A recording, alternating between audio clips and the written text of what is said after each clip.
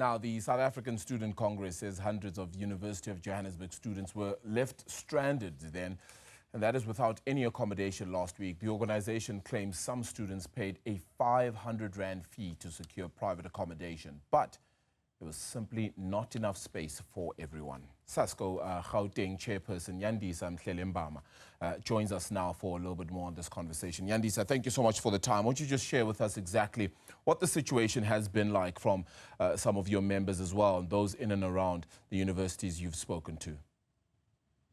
No, thank you. Good afternoon to your viewers and good afternoon to yourself. As mentioned, I am Yandisa Mhlelembana, the provincial chair of Sasco. Well, we've been faced with a quite challenging problem from landlords. Firstly, the problem is self-created by the institution. The institution decides that it will renovate two biggest student accommodation internal. We argued that if then that is the case, can they do it per section, phases by phase, because we're going to face a mass rejection of students who are looking for student accommodation. When that happened, students started looking for alternative accommodation, private accommodation in the neighboring areas, especially in the CBD, only for landlords to defraud these students, only for landlords to swindle these unsuspecting first years who are looking for student accommodation. In what sense that they were swindling these students? They were charging these students 500 to 1,000, what they call is a booking fee. When you argue that, what are you booking if I do an application? We are saying we have space, I sign a lease, I then move in. What is it that I'm booking? We defeated them in that argument. They said, no, it's an admin fee. We said, okay, quite correct. What is administrative about what we are doing? Because the application is online, you accept me online, you reject me online. Who is doing this work? Because the system is automated. We even argued that the cost of this admin fee cannot be 500 because you find that the student accommodation has a capacity of 2,000 beds. Now, if you times 2,000 by 500, you get 2 millions. Now, they had allowed application to pass 2,000, over 2,000, close to 5,000. Students that were doing this application were demanded these 500 to 1,000 Rand that were non-refundable. Now you find that this student accommodation made close to 5 million with doing nothing when the business has not started. Yeah. And even if you're arguing that is an admin fee, there's no admin fee of 5 million rands if the system is automated. And on top of that, these are delinquents because an EFSA student is not charged anything. Academic registration, they don't pay. Residence registration, they don't pay. Where do they get this thing?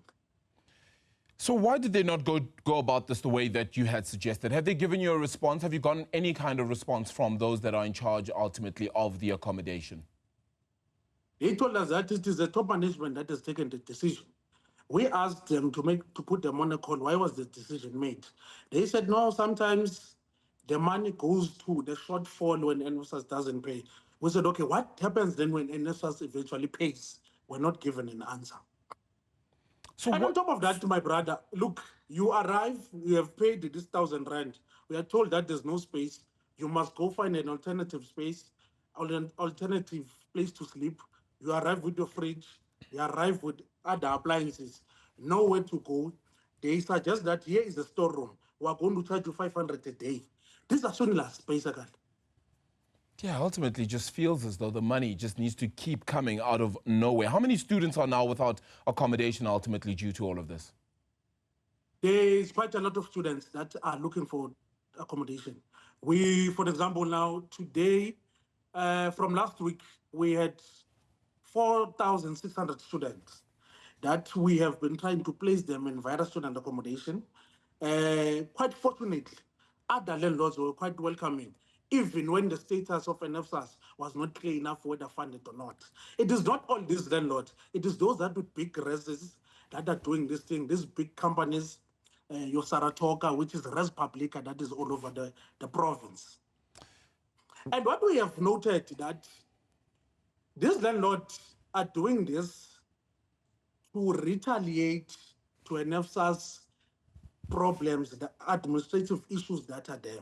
Because NFSAS apparently owes a lot of landlords money that wasn't paid from last year. So to frustrate NFSA's beneficiaries. We also believe that there's no plan to change around the organization at the level of NFSAS. The failures that were there with the previous minister are still there with the new minister. So what happens next then? Because ultimately a meeting then needs to be had with NSFAS at this stage. The universities themselves need to have a clear understanding and meeting. All the, perhaps, landlords need to be at present as well with regards to the student accommodation. What exactly happens from here? We had a meeting this week with the institution, only for the university to tear gas our volunteers, our comrades, students, only for the university to brutally, violently deal with our students and our comrades. We didn't receive that quite correctly, because that is wrong, because we're trying to work with the institution. Let us meet. Let us try to resolve the matter.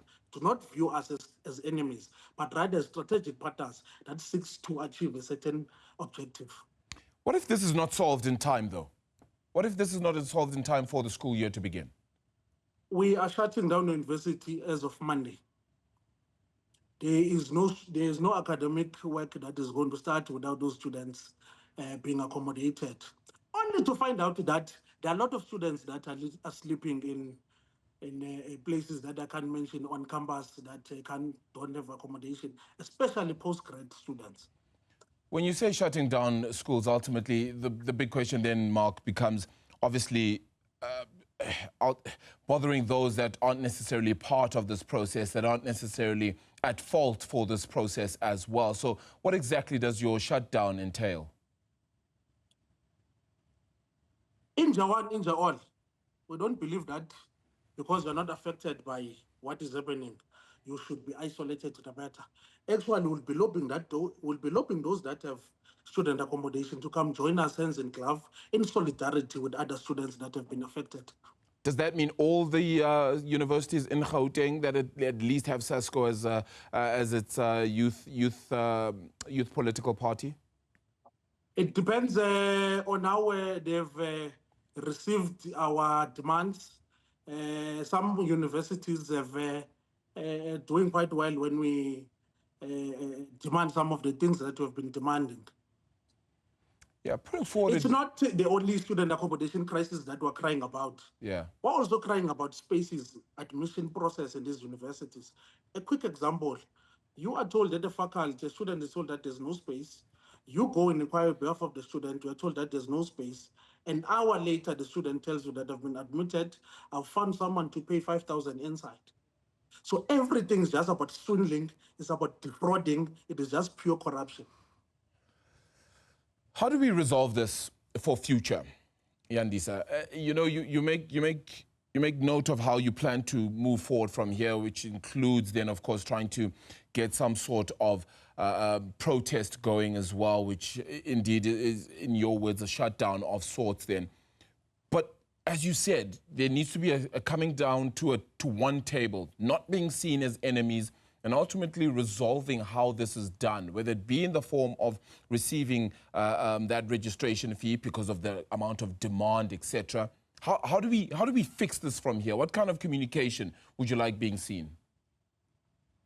Firstly, universities should stop believing that there are some isolated organ that is in society that is there privately, away from the lived realities.